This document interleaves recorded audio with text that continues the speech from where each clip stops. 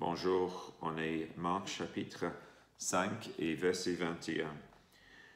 Jésus regagna en barque l'autre rive, où une grande foule se rassembla autour de lui. Il était au bord du lac.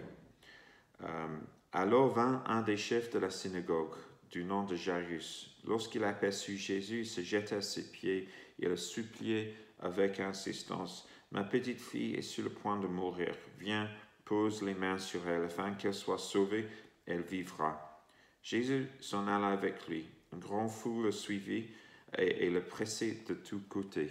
Or, il y avait une femme atteinte d'hémorragie depuis 12 ans. Elle avait beaucoup souffert entre les mains de nombreux médecins. Elle avait dépensé tout ce qu'elle possédait, mais cela n'avait servi à rien. Au contraire, son état avait plutôt empiré. Elle s'entendit parler de Jésus, vint dans la foule par derrière et toucha son vêtement. Car elle se disait, même si je ne touche que ses vêtements, je serai guérie. À l'instant même, son hémorragie s'arrêta et elle sentit dans son corps qu'elle était guérie de son mal. Jésus se rendit aussitôt compte qu'une force était sortie de lui. Il se retourna au milieu de la foule et dit, « Qui a touché mes vêtements ?»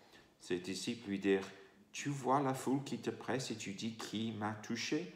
Jésus regardait autour de lui pour voir celle qui avait fait cela. La femme, effrayée et tremblante, sachant que ce qui lui était arrivé, vint se jeter à ses pieds et lui dit toute la vérité.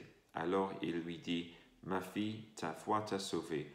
Pars dans la paix et sois guérie de ton mal. » Donc, on va regarder un peu Jairus et la guérison de sa fille dans la prochaine étude. En fait, cette histoire, on vu aujourd'hui, c'est cette femme atteinte d'hémorragie depuis 12 ans. Et on vient de voir Jésus qui a chassé les démons démoniaques de l'autre côté du lac. Et puis, on voit Jésus dans toute sa puissance, toute son autorité sur les ténèbres. Et puis, verset 34, ici, on voit Jésus qui dit, « Ma fille, ta foi t'a sauvée. Pars dans la paix et sois guérie de ton mal. » On voit la tendresse et l'amour de Jésus envers cette femme.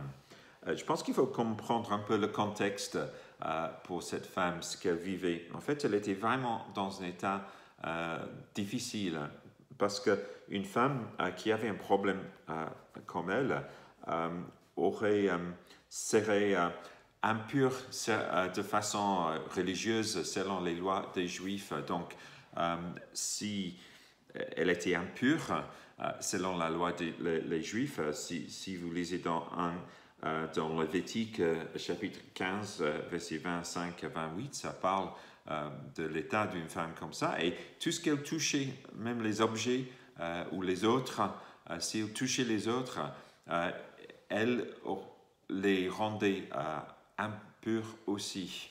Et donc, c'est une femme qui aurait été un peu vécu le mépris de la société, qui aurait été distancée des autres, et ça aurait dû être très très difficile. Et c'est en plus, on a ces détails qu'en fait, elle a beaucoup souffert entre les mains de nombreux médecins et qu'elle a dépensé tout ce qu'elle avait pour essayer d'avoir une guérison de cette maladie. Donc, c'est vraiment, vraiment une personne en détresse. C'est intéressant de noter que, en fait, et c'est peut-être à cause de ça que cette femme s'est approchée de Jésus par derrière. Parce que si elle touchait quelqu'un, cette personne allait être impure. Mais elle touche juste le vêtement de Jésus de façon inconnue. Et c'est intéressant de noter la réaction de Jésus. Tout de suite, Jésus est conscient qu'une puissance est sortie de lui. Il est conscient que quelque chose s'est passé. C'est un détail intéressant. Donc, il a ressenti la puissance du Saint-Esprit qui sortait de lui envers cette femme. En fait, c'est intéressant de voir aussi cette femme qui devait rendre les personnes impures lorsqu'elle touche les personnes. En fait, il y a quelque chose qui est sorti de Jésus beaucoup plus puissant, en fait, qui a rendu la femme pure. Mais bon, voilà. Mais Jésus sait que quelque chose s'est passé et il veut que la personne témoin, il veut que la personne confesse avec le voix ce qui s'est passé. Donc il dit, et ses disciples ne comprennent pas parce qu'il y a plein de personnes qui touchent Jésus, plein de personnes qui sont autour de lui. Mais il dit, comment tout le monde te touche et tu dis que quelqu'un m'a touché. Et voilà, on voit un peu la différence entre une personne qui touche Jésus par la foi, dans le vrai besoin, dans la sincérité, et quelqu'un qui côtoie Jésus, quelqu'un pour qui Jésus c'est un personnage. Il y a une vraie différence entre toucher ou parler avec Jésus sans vraiment avoir besoin, sans vraiment la foi, et une personne qui touche Jésus par la foi, sachant qu'elle a besoin, sachant qu'elle veut quelque chose, qu'elle s'attend à quelque chose de lui. Et on voit cette femme qui reçoit de Jésus. Et Jésus sait qu'elle l'a touché et dit, qui m'a touché? Et finalement, la femme confesse, elle est effrayée et tremblante. Elle a du mal à le faire, mais elle est sincère, elle se jette à ses pieds et elle lui dit toute la vérité. Et on voit la tendresse de Jésus qui dit, ma fille, ta foi t'a sauvée, pars dans la paix et sois guérie de ton mal. Peut-être Jésus voulait que cette femme confesse ce qui lui est arrivé, un peu comme pour le salut. Une partie de notre salut, c'est de confesser Jésus publiquement. Par exemple, Romains chapitre 10, verset 9, qui dit « Si tu reconnais publiquement de ta bouche que Jésus est le Seigneur, et si tu crois dans ton cœur que Dieu l'a ressuscité, tu seras sauvé. En effet, c'est avec le cœur que l'on croit, et puis on parvient à la justice, et c'est avec la bouche qu'on affirme une conviction et parvient au salut. Comme le dit l'Écriture, celui qui croit en lui ne sera pas couvert de honte. » Peut-être Jésus voulait que cette femme confesse sa foi.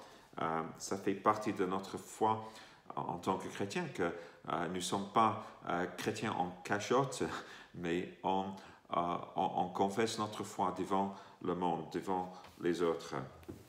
Qu'est-ce qu'on peut tirer un peu de ce passage ce matin? Je pense qu'on peut d'abord comprendre l'importance d'une vraie foi en Jésus et de prendre courage de nous approcher de Jésus. Si vous êtes quelqu'un qui ne connaît pas Jésus, vous vous intéressez dans la Bible, vous vous intéressez à connaître Dieu, il y a une différence entre toute cette foule qui était autour de Jésus, qui le touchait, mais sans vraiment venir à lui.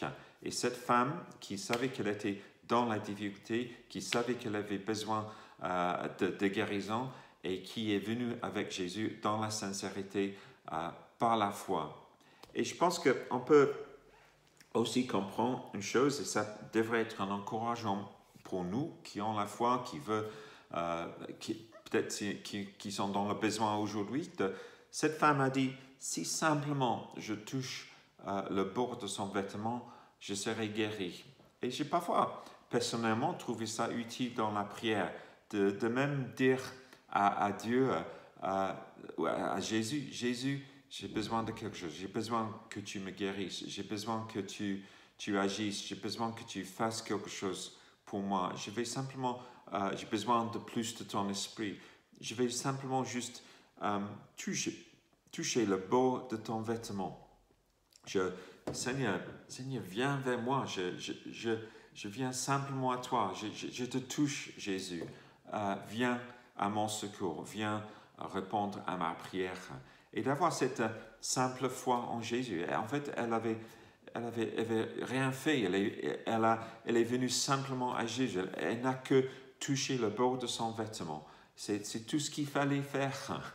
Elle a reçu la guérison tout de suite, direct de Jésus. Ça devrait nous encourager dans nos prières, qu'on a un Dieu qui est généreux, qu'on a un Seigneur qui veut répondre à nos prières et que dans la simplicité, on peut venir devant lui, effrayé, tremblant peut-être, dans le besoin, sachant notre besoin qu'il intervient, et juste toucher le bord de son vêtement, dire Seigneur, réponds à moi, Seigneur, je te touche, je viens vers toi, réponds à mes besoins, viens toucher ma vie. Donc j'espère que ça vous encourage aujourd'hui et merci et bonne journée. Au revoir.